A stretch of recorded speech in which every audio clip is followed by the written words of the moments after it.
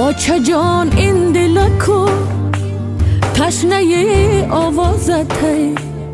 دختری ارکای تو پشت این دروازته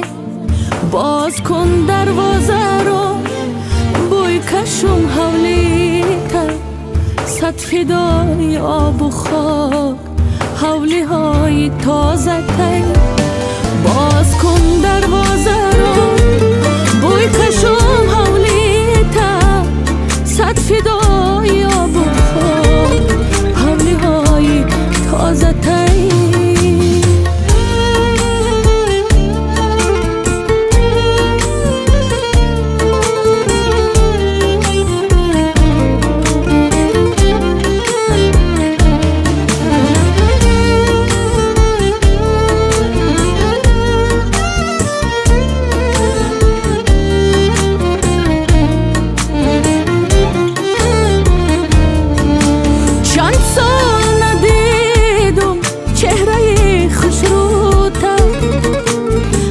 آچه جان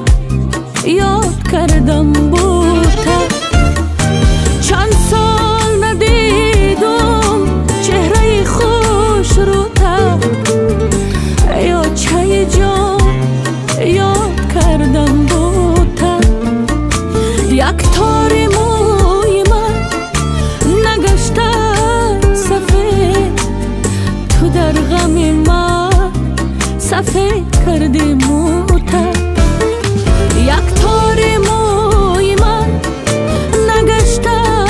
سفید تو در غم من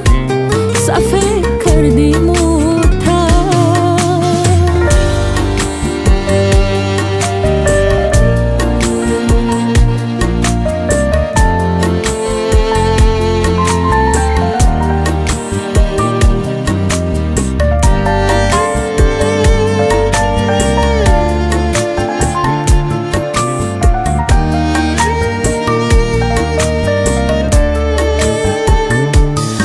آچه جان این دلکو